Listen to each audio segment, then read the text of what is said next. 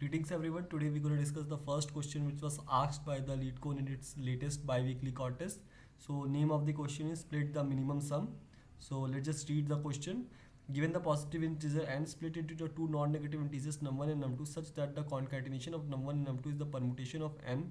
In another word, the sum of the number of occurrence of the each digits in num1 and num2 is equal to the number of occurrence of the digits in num, and it's also given that a num1 and num2 can contain the leading zero. So what is basically stating that, and yeah, we have to return the minimum possible sum of num1 and num2.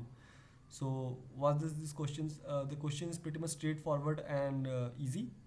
So the question is stating that suppose we are given some number, let's say C with the here the 4, 3, 2 and 5. So we have to construct the two number from this number num1 and num2, right? And we have to construct these numbers in such a manner that the sum of these two numbers are minimum, right? So what does our simple logic state?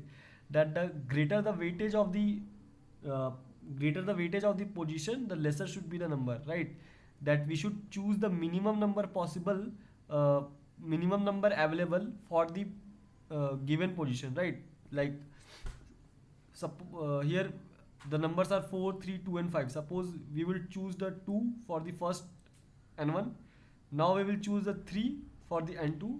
Now again we will choose the 4 for the n1 and 5 for the n2, right? And if we do the summation of 24 and 35, that will be the minimum answer, right? Let's see with the second sample test is given at 6, 8 and 7, right? So we have to construct the n1 and n2, basically num1 and num2, right? So what we will do, we will select the minimum number available possible for the first num1, which is here this 6. Now we will select the minimum number available for the num2, which is equal to 7. Now we will select the minimum number available for n1, which is 8. So the numbers are the 68 and 7, and it can be observed and quite visible that there is no other ways we can make such that the sum of the n1 and n2 are smaller than this configuration, right? So what does the basic logic state? So logic is pretty much straightforward, that we have to select the minimum number available at for the number n1 and n2 whose chances to select the number now, right? So we have to select the minimum number available for the numbers n1 and n2 respectively. So how we can perform this question? Let me show you my code for better understanding, right? I have declared a vector v and temp as num, as I don't want to manipulate the original number which was given in the question. I have extracted all the digits from the num, and we can do that by simply using a while loop, right? It's a simple program to extract the digit. And then I have shorted the vector v which contains all the digits, as I have shown in the sample test cases, that each time we are extracting the minimum number possible from the sets of number, right? The minimum number available at that instant, right? And now we have to construct the two numbers num1 and num2. Initially I have declared the both num1 and num2 as 0, right? And I have declared the I as my pointer, or basically the pointers to traverse the vector, right? If I is even, then I will select the digit for the num1, and if I is odd, then I will select the digit for the num2, right? So each time the smallest number available will get added into the num1 and num2 respectively, whose turn is there, and then we will return the sum. We can see this code by doing the dry run. Suppose the number is 2, 4 and 9, 0. So what is the most optimal number we can get such that the sum of the numbers are least possible? It is 0.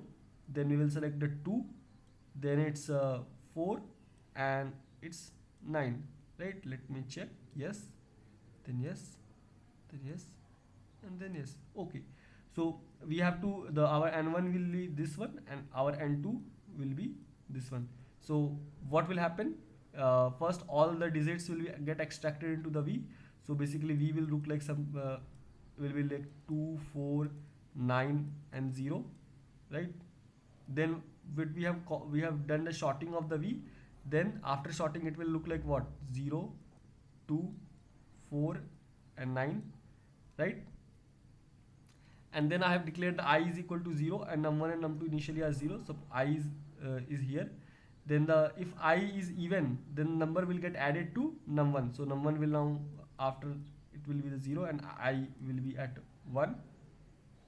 Then n2 will be 2 and I will be at 2. Then n1 will be what, 4 and I will be at 3. And then n2 will be what, 29, right, and I will be 4. So ultimately we have got the n1 as 4 and n2 as 29, which was our desired observation and desired result.